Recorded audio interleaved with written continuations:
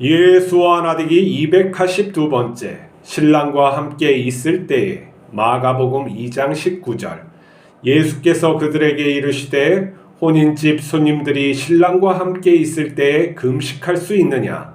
신랑과 함께 있을 동안에는 금식할 수 없느니라. 바리새인들은 자주 금식하고 모은 돈으로 구제 헌금을 했습니다. 그들은 예수님의 제자들이 금식하지 않자 예수님을 자기들 수준 이하로 봅니다. 예수님은 당시 풍습을 예로 들어 잔치집 손님이 신랑과 함께 있을 때에 금식할 수 없다고 하십니다. 하지만 신랑을 빼앗기는 날은 금식하리라고 하십니다. 신랑이 없으면 아무것도 아니라는 것입니다. 하지만 이는 예수님의 십자가 고난을 기억하며 금식하라는 의미는 아닙니다. 하나님은 우리가 금식한다고 의롭다고 하지 않습니다. 온전한 금식은 예수님의 삶을 말씀합니다. 이사야서는 하나님께서 기뻐하는 금식은 흉악의 결박을 풀어주며 압제당하는 자를 자유롭게 하며 모든 멍에를 꺾는 것이라고 합니다. 이것은 하나님이 죄와 죽음의 노예로 사는 인간에게 자유와 영생을 주는 것입니다. 이것은 예수님께서 하신 금식입니다. 예수님이 우리의 하나님입니다. 우리의 금식은 예수님과 항상 함께하는 것입니다. 예수님은 아버지께서 기뻐하시는 금식으로 우리를 구원했습니다.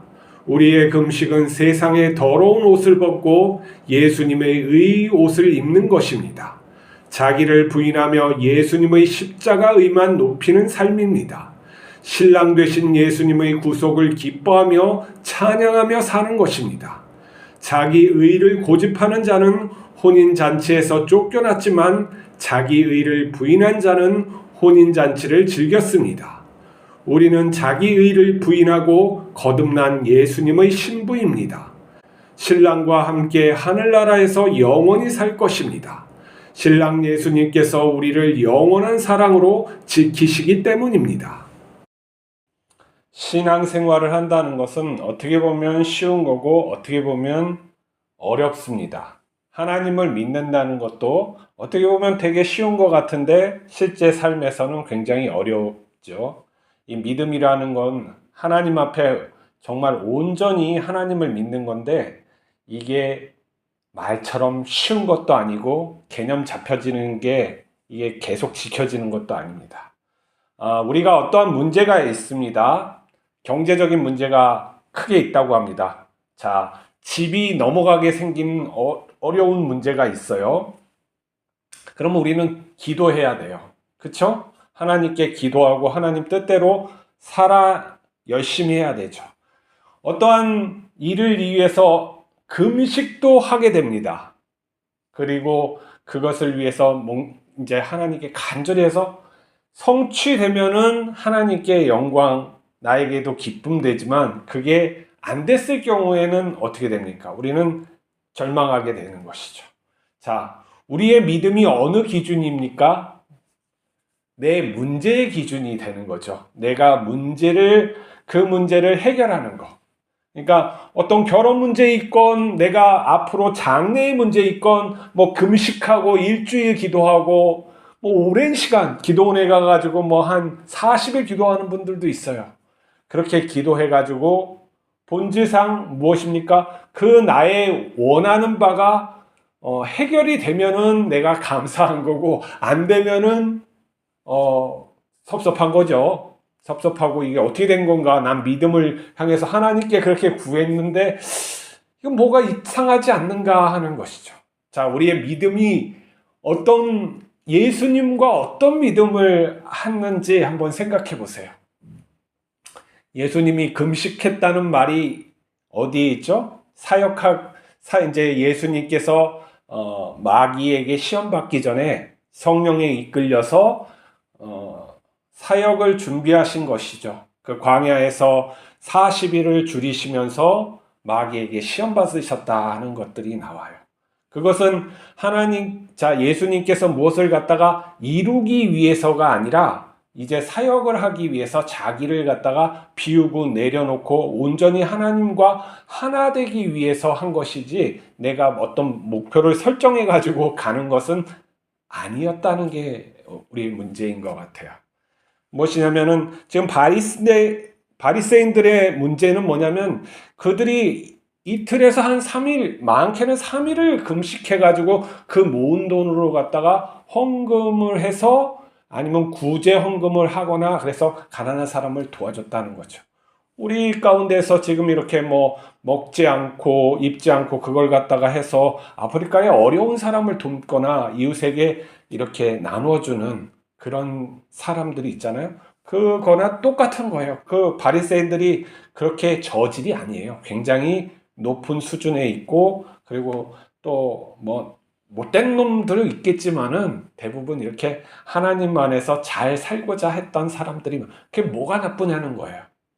근데 이게 무엇이 나쁘냐면 하나님이 원하시는 그것을 하면은 그걸로 만족해야 되는데 왜 비교하느냐 이거예요. 그걸로 네가 이미 상을 받았는데 너는 그렇게 해가지고 남을 준 그 것으로 인해서 너는 이미 상을 받았는데 너의 마음이 왜 기쁘지 않느냐 이게 문제인 거죠. 비교하는 거예요. 지금 제자들을 보면서 왜 너희는 갖다가 금식 안 하냐 이렇게 따진 건 예수님한테 따지는 거예요. 당신은 왜 금식 안 하느냐? 우리 바리새인들과 저기 사두개인들 뭐 이렇게 좀 경건한 사람들은 다 금식하고 하나님의 나라를 지금 바라고 있는데 당신은 무엇이냐 하는 것이죠. 우리의 어떤 바램보다 더 나은 수준이에요. 도덕적인 것은 더 나으니까. 어떤 사람은 뭐 집을 위해서 어떤 가정의 문제를 위해서 막 금식하고 내 자식을 위해서 금식하는 우리 집사님, 권사님들 굉장히 많아요.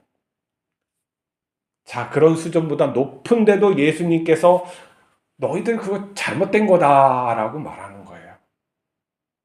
금식하는 게 그 기준으로 하면 안 된다는 거예요.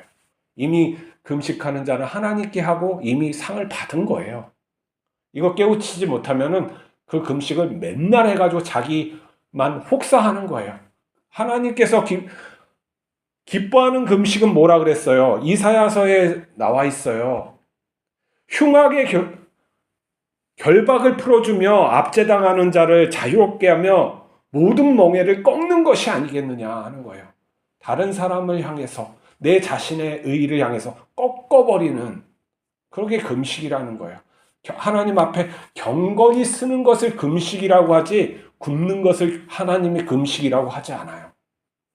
그냥 왜 그런 것으로 하나님이 기뻐하지 않는다는 걸 말을 해줘도 못 알아듣는 거예요. 내가 이렇게 지성이면 감천이지. 내가 이렇게 하나님한테 이렇게 했는데도 안 들어줄 거야? 그게 뭐가 다르냐 이거예요. 하나님이 그거 하지 않아도 주신다고 했는데 왜 믿지 않지? 믿지 않는구나. 네가 하루에 하나님의 뜻을 따라서 사는 게 더 중요한 거야. 하나님이 예수님을 통해서 이미 꺾으셨어요. 다 꺾어주셨어요. 예수님이 자신의 몸을 들여서 완전한 의의 제사를 이룸으로써 완전히 하나님의 그 제사에 합당하게 다 치루었단 말이에요.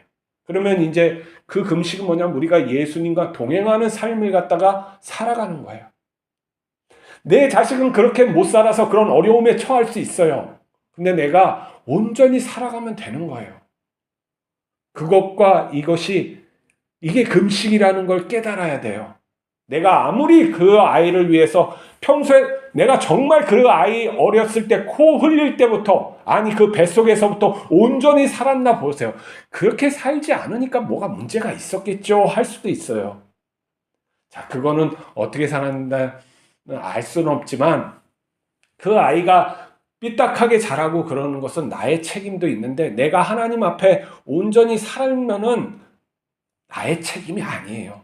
이미 떨어져 나간 거예요. 내 인격과 그의 인격을 동일시 여기지 말아야 돼요. 하나님 앞에 단독자로서의 인격을 존중해 줘야 되는 거죠. 근데 내 마음이 그렇지가 않아요. 아프죠. 당연히 아프겠죠. 사랑하니까. 그거는 자기가 감당을 해야 되는 건데 부모로서 감당하는 거죠. 다 감당을 해요. 하나님은 어떻게 독생자를 주심으로써 이 창조 세계의 삐딱한 것을 감당하시는 거예요. 우리도 그렇게 감당할 부분은 있지만 우리의 어떠한 문제, 어떤 해결을 하기 위해서 금식을 하거나 선행을 하거나 그러한 것들이 하나님 앞에 상달되지 않는다는 거예요. 마음속에서 내가 하나님과의 동행하는 그 삶, 그 경건한 삶을 갖다 내가 살고 있지 않는 이상은 아무 의미가 없어요. 그런 걸로 예수님께서 주신 게 아니란 말이에요. 우리가 그 생명에 들어가는 것은 무엇이냐면 예수님을 따라 살아가는 그 목적으로 말미암아 그것을 위해서 우리를 갖다 구원하신 것이지, 하나님께서 너희의 문제를 그런 지역적인 문제를 해결해 주신다는 게 아니에요. 지혜를 한번 해보세요. 이 문제가 어디서부터 일어난 것인지, 정말 불가항력적인 거, 내가 온전히 살았는데도 불구하고 불가항력적이면 하나님이 당연히 책임지시는 거죠. 그걸 믿으라는 거예요. 근데 내가 그렇지 못하고 이 발단 문제가 나로부터 일어나는 그런 것이면 내가 나를 뜯어 고쳐야죠. 무엇인가 내가 해주길 바라는 그 문제가 아니라 내가 하나님 앞에 잘못된 것을 뜯어 고치란 말이에요. 뜯어 고칠 수 있다고 분명히 얘기하는데도 말을 안 듣고 자기 의를 갖다가 고집하고 그걸 갖다 꾹 잡고 있으니까 아무것도 안 변하는 거 아니에요.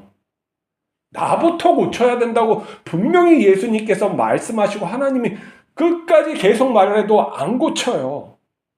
그럼 어떻게 해주랴 하는 거예요, 하나님께서. 매를 버는 거죠. 너부터 고쳐야지. 너부터. 뭔가 맡길 수 있는 자가 돼야 될 거 아닙니까? 여러분이 회사를 하고 있는데 사원들이 되게 많아요. 그러면 능력 있고 이걸 갖다 탁월하게 해결하는 사람한테 책임을 주지, 빈둥빈둥하고 회사 돈 갉아먹는 그런 사람한테 무엇인가 책임을 주겠습니까? 말도 안 되는 일을 하는 거죠. 그것처럼 똑같은 거예요. 내가 그러한 그릇으로 살고 있으면 이미 끝난 거예요. 그 다음엔 하나님이 뜻하시면 쓰시는 거고, 안 쓰셔도 내가 행복하게 살면 되는 거잖아요. 그렇지 않아요? 그런 거예요. 하나님은 우리가 무엇으로 해가지고 만족해야 할 그런 존재가 아니에요. 우리는 그의 기르시는 양일 뿐이에요. 양.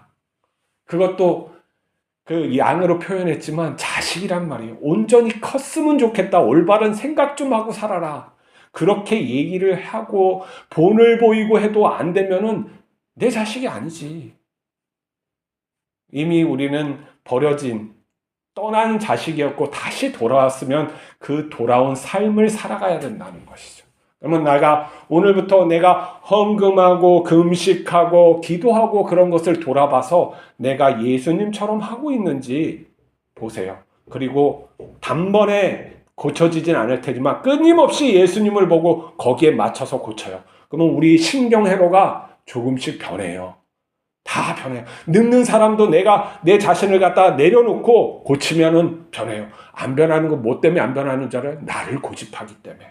내 신경회로 거기에 나의 나의 무엇인가 더 있는 내 만족감, 그 가치보다 예수님이 더 낫죠. 그걸 끊임없이 버리고 부인하고 그러면 되는 거야. 기도서부터 행동부터 하면 그 신경따발이 점점 잘못된 건 얇아지고 내가 의지적으로 하나님 옳습니다, 이게 맞습니다, 그렇게 가겠다는 그 신경따발이 점점 굵어져서 내 사고방식하고 내 감정 모든 것들이 그렇게 가요. 고정돼 있지 않아요. 우리의 자아는 고정돼 있지 않아요. 정체성은 고정돼 있지 않아요. 놀랍게도 우리에게 바꿔주시는 성령님이 계시고 우리 뇌도 가속성이 뛰어나서 다 바뀌어요. 그걸 믿고 사시기 바랍니다. 하나님의 말씀입니다. 바꾸시고 누구를 비교하지 말고 내가 하나님 앞에 온전히 쓰는 걸로 족합니다 하고 하세요. 그러면 하나님께서 더 깊이 깨닫게 해주실 것을 믿습니다. 기도하시겠습니다. 거룩하신 하나님 아버지, 우리가 우리 의를 나타내기 위해서 금식하고 헌금하고 무슨 봉사를 하고 이런 정말로 저질적인 마음을 품지 않게 하여 주시옵소서. 하나님을 사랑해서 내 이웃을 사랑해서 하는 행동이 되게 하여 주시옵소서. 우리가 모든 것을 버릴 수 있게 하시고 오직 예수 그리스도께서 우리의 생명 되시고 우리의 가치관 되시고 우리의 방향 되신다는 걸 잊지 않고 거기에 모든 것을 투자할 수 있게 하여 주시옵소서. 우리의 생각들 모든 것들 다 무너뜨려주고 하나님의 온전한 말씀들만 채워 주시옵소서. 우리 주 예수 그리스도 이름으로 기도하옵나이다. 아멘.